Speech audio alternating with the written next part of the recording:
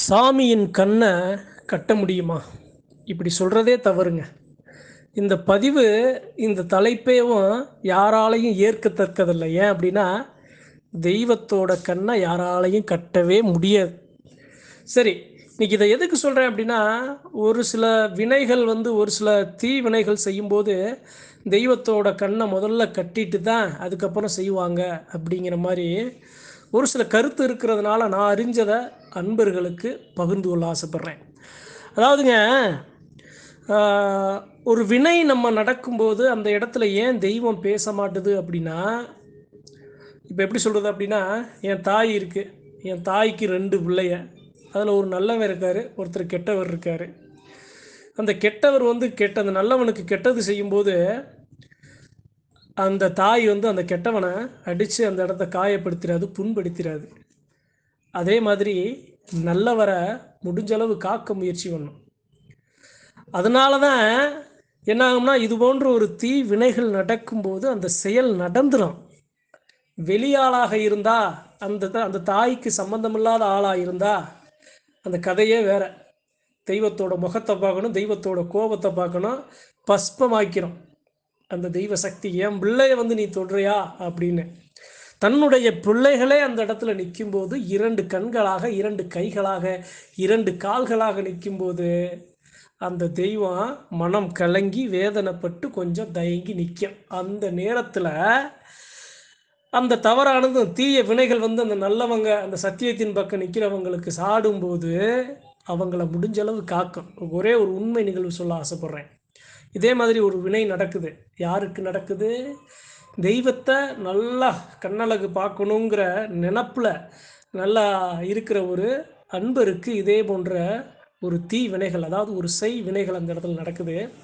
அந்த இடத்துல அவர் அந்த வினையானது தாக்கப்படுது. அதனால் அவருக்கு ஒரு என்ன சொல்கிறது அப்படின்னா, அவரை முடக்கணும், அவரை சாய்க்கணும், அவரை பறிக்கணும், அவர் உயிரை பறிக்கணுங்கிற ஒரு நிலை அந்த இடத்துல அவருக்கு நடந்த உடனே, அவருக்கு அந்த செயல் நடந்த உடனே வேகமாக போனவர் கீழே விழுந்து அந்த இடத்துல துடிச்சுக்கிட்டு இருக்காரு. துடிச்சுக்கிட்டு இருக்கும்போது அவருடைய குலதெய்வ கோவிலுக்கு எதிர்த்தாப்புல ஒருத்தர் இருக்கார். அவர் அந்த வழியில் வர்றார். அவர் அவர் அந்த இடத்துல காத்து நிற்கிறார். இப்போ இந்த இடத்துல அவர் வந்தது யதார்த்தம்னு நாம் சொல்லிட்டு போயிட முடியாது. வந்தவரை இவ்வளவு நாள் அவர் பார்த்ததே கிடையாது. ஆனால் அந்த நேரத்தில் இப்போ சொல்லுவாங்கள்ல, தக்க சரியான நேரத்தில் நீங்கள் கொண்டு வந்துட்டீங்க, இல்லைன்னா உயிரை பாதுகாக்க முடியாது, உயிரை காத்திருக்க முடியாது, உயிர் போயிருக்குன்னு சொல்லுவாங்கள்ல.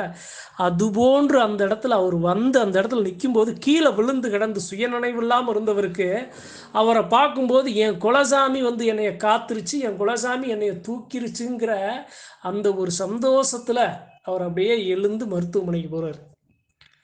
இதைத்தான் நான் சொல்ல வர்றேன். இந்த இடத்துல தன்னுடைய இரத்த சொந்தங்களாக, தன்னுடைய நெருக்கங்களாக, தன்னுடைய பிள்ளைகளாக, தன்னுடைய உறவுகளாக செய்யும்போது அந்த தெய்வம் என் பிள்ளையே இப்படி செய்யுதே அப்படின்னு வேதனையுற்று நிற்குமே தவிர முடிஞ்சளவு அந்த இடத்துல தடுக்கும். தடுக்க போச்சுன்னா கோபக்குறி படும்போது எப்படி சொல்லுதுன்னா, தெய்வத்தோட கோபக்குறி படும்போது அது வேற மாதிரி ஆயிடும். ஏதோ நாம் சின்ன ஒரு கம்பெடுத்து ஒரு சொற்களால் சொல்லி அதட்டி அப்படி இருக்காது. அந்த தெய்வம் அதை தடுக்கணும், அந்த அந்த தீ வினைக்கு உடன் போனவங்களை போய் அதை சரி பண்ணணும்னு போச்சு அப்படின்னா தெய்வத்தோட பார்வைப்பட்டுச்சுன்னா அவங்களுடைய கதை அவ்வளோதான். அதனால தெய்வம் கொஞ்சம் அஞ்சு அந்த இடத்துல நிற்கும். முடிஞ்சளவு அந்த பிள்ளையை காக்க முயற்சி பண்ணும். இதனால தான் இது நடக்குது. இது எப்படி புனையப்படுது அப்படின்னா, அந்த நேரத்தில் சாமியோட கண்ணை கட்டிடுவாங்க. சாமி பேசாமல் சாமியை மறைச்சி தான் அந்த செயலை செய்வாங்க அப்படிங்கிற மாதிரி புரியப்படுகிறதுன்னு நான் என்னுடைய தனிப்பட்ட என்னுடைய உணர்வு. நான் ஆழமாக நம்புறது என்னன்னா, தெய்வத்தோட கண்ணை, சாமியோட கண்ணை யாராலையும் கட்ட முடியவே முடியாது. அந்த தெய்வ சக்தி இருக்குல்ல, அந்த தெய்வ சக்தி பேசாமல் கொஞ்சம் அமைதியாக மௌனம் காக்கிற ஒரு சில நாட்கள் இருக்கும். அந்த நாட்களில் தான் இது போன்று வெளியிலிருந்து வரும் தீ வினைகள் கூட நம் பிள்ளைகளை சாடி நிற்கும். அது எந்த நாட்கள் அப்படின்னா, அமாவாசை இருக்குல்ல, அது போன்ற நாட்கள், கிரகணம் இருக்குல்ல, அது போன்ற நாட்கள். இது போன்ற ஒரு சில நாட்கள் மட்டுமே தெய்வம் கண்ணை, அதாவது எப்படி சொல்லுது அப்படின்னா, கோவிலை அடைச்சிடணும், கோவிலை திறக்கக்கூடாது, அந்த இடத்துல சுற்றி ஏதோ ஒரு கேதமாயிடுச்சு, இழவாயிடுச்சு, அந்த நேரத்தில் யாரும் கோவிலுக்குள்ளே போகக்கூடாது, கோவிலை சுற்றி துணி கட்டி மறைக்கணும், அது போன்ற நேரங்களில் வாய்ப்புகள் இருக்குது. அந்த நேரத்துலையும் சொல்கிறேன், ஒரு தெய்வம் இருக்குது அப்படின்னா, குலசாமி இருக்குன்னா எல்லைக்கு உள்ள ஒரு தெய்வம் இருக்கும், எல்லைக்கு வெளியே ஒரு தெய்வம் இருக்கும். எல்லைக்கு உள்ளே இருக்க தெய்வம் பேசலாட்டினாலும் எல்லைக்கு வெளியே இருக்கிற தெய்வம் பேசும். அந்த தெய்வத்துக்கு பதில் சொல்லணும். அப்போ அதையும் மீறி இது எப்படி நடக்குது அப்படின்னா, இது போன்ற ஒரு சில நாட்களில் அந்த இடத்துல தெய்வம் அமைதியாக இருக்கிற சூழலில் அப்பயுமே நான் நல்லா இருந்தேன், நேர்மையாக இருந்தேன், சத்தியத்தின் பக்கம் நின்னேன் அப்படின்னா அது என்னை தேடி வராது. நான் அந்த இடத்துல என் குலசாமியோட பார்வை இல்லை, என் குலசாமி என்கிட்ட பேசலை, என் குலதெய்வத்தோட அனுகிரகம் இல்லை, என் சாமி சாமியை போய் நான் வணங்கவே மாட்டேன், தெய்வத்தை பற்றி நான் உணரவே மாட்டேன் அப்படின்னு நான் இருந்தால் தான் அது கூட என்னையை சாரும் அந்த வினை. அதற்குரிய கஷ்டங்களையும் கருமாயங்களையும் நான் அனுபவிக்கணும்.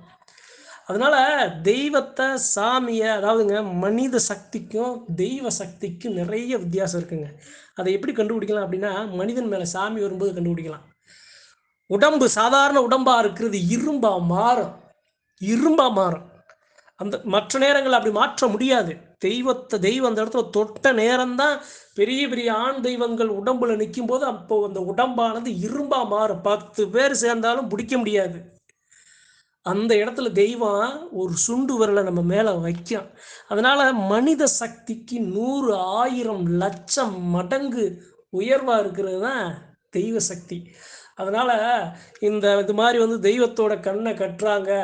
அதாவதுங்க ஒரே ஒரு விஷயந்தான் மறுபடியும் சொல்கிறேன், இது எல்லாமே என்னுடைய தனிப்பட்ட கருத்து தான், இதை யாரையும் வச்சு நான் பொதுவாக சொல்ல வரலை.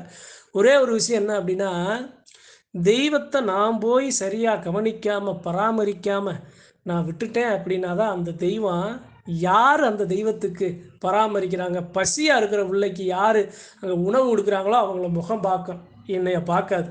ஏன்னா நான் அந்த சாமியை நான் பார்க்கவே இல்லையே, நாங்கள் போய் வணங்கவே இல்லையே, அந்த தெய்வத்தை நான் கண்டுக்கவே இல்லையே. அப்படி இருக்கும்போது அந்த சாமி எப்படி என்னைய பார்க்கும்? அது போன்ற நேரங்களில் தான் தெய்வம் திசை மாறி வசம் மாறி போகுமே தவிர பிள்ளைகளை விட்டு தானாக போயிடும். அதுக்குமே ஒரு காலகட்டம் பொறுத்து பார்க்கும். என் பிள்ளை இப்போ இல்லாட்டாலும் அடுத்த தலைமுறை வருவான்டா, இந்த அடுத்த தலைமுறைனாலும் அதுக்கு அடுத்த தலைமுறை வருவாங்கன்னு ஒரு தலைமுறை 2 தலைமுறை காத்து நிற்குங்க சாமி. அந்த 2 தலைமுறையிலையும் நாம் போய் சரியாக தெய்வத்தை பார்க்கல, தெய்வத்தை பற்றி உணரலை, சாமியே இல்லைங்கிற மாதிரி நாம் இருந்து நம்மளுடைய செயல்பாடுகள் இருந்துச்சு அப்படின்னா அந்த இடத்துல தெய்வம் கொஞ்ச காலம் அந்த தெய்வம் திசை மாறும், முகம் மாறும். அது ஒரு சில இடங்களில் நடந்திருக்கு. அதுதான் நான் அறிஞ்சது. அதனால் சாமியோட கண்ணை எவ்வளோ பெரிய கொம்பாதி கொம்பனாக இருந்தாலும், வீராதி வீரனாக இருந்தாலும், எவ்வளவு மாந்திரீக தாந்திரீக வல்லவர்களாக இருந்தாலும் தெய்வத்தோட கண்ணை கட்ட முடியாது. தெய்வத்துக்கு தேவையானதை கொடுத்து அந்த தெய்வத்தோட பார்வை நமக்கு என் பக்கம் விழ வைக்கலாம். நான் அந்த தெய்வம் இருக்குன்னா அந்த தெய்வத்தை நான் போய் அந்த தெய்வத்தின் மூலியமாக நான் ஏதாவது ஒரு பலன் அடையணும்னா அந்த தெய்வத்துக்கு தேவையானதை நான் அள்ளி இறைச்சி நல்லா கொடுக்க அந்த தெய்வம் அந்த இடத்துல என்னை எப்படி சொல்லுதுன்னா, விருப்பப்பட்டு பார்க்கலாட்டினாலும் கொஞ்சம் கஷ்டப்பட்டாவது கண்டிப்பாக பார்த்தே ஆகணுங்கிற சூழ்நிலையாக அந்த தெய்வம் என்னை பார்க்கும். அது மாதிரி வேணுமா செயல் செஞ்சு அந்த தெய்வத்துக்கு பாத்தியப்பட்ட ஒரு சில மக்களுக்கு இது போன்ற தீ வினைகள் செய்ய முடியுமே தவிர சாமி ஒருபோதும் ஒரு கணமும் குலமக்களை விட்டு விலகாது. யாராலும் தெய்வத்தின் கண்ணை கட்ட முடியாது. ஏன்? மேலோங்கின சக்தி தெய்வ சக்திங்கிறது. அதாவது சொல்லுவாங்க ஒரு சில இடங்கள்ல, ஏன் இப்போ என் சாமி பேசவே மாட்டுது, என் சாமி என் எல்லையில் உணரவே முடியலை, என் சாமி இருக்கா இல்லையானே தெரியல. அதுக்கு காரணம் யாராக இருப்போம்னா ஒரு வழியில் நம்மளாக தான் இருப்போம். என்ன, எப்படி நம்மளாக இருப்போம்? நாம் செஞ்ச ஒரு சில பழி பாவங்களாக இருக்கும். குலதெய்வ எல்லையில் செய்யக்கூடாத விஷயங்களை நாம் செஞ்சுருப்போம். குலதெய்வத்துக்கே எதிராக அங்கே ஒரு சில நிகழ்வுகள் அந்த இடத்துல நடந்துருந்துச்சு அப்படின்னா தெய்வம் கோவக்குறியில் நிற்கும், கோவக்குறியில் பேசாமல் நிற்கும். அப்போ கூட அதற்கு பாத்தியப்பட்ட மக்கள்கிட்ட தான் பேசாமல் இருக்கும். அடுத்து வர்ற தலைமுறைகள் எப்படா வருவாங்கன்னு காத்து நிற்கும். ஏன்னா ஆதியிலிருந்து இப்போ வரைக்கும் குலதெய்வம் கொடுத்த வாக்கு, என் பிள்ளைகளை நான் கடைசி வரைக்கும் காத்து நிற்பேன் அப்படிங்கிறது. அதனால் மறுபடியும் சொல்கிறேன், அழுத்தம் திருத்தமாக சொல்கிறேன், சாமியோட கண்ணை கட்ட முடியாது. தெய்வம் சாதாரண விளையாட்டு பொம்மை அல்ல.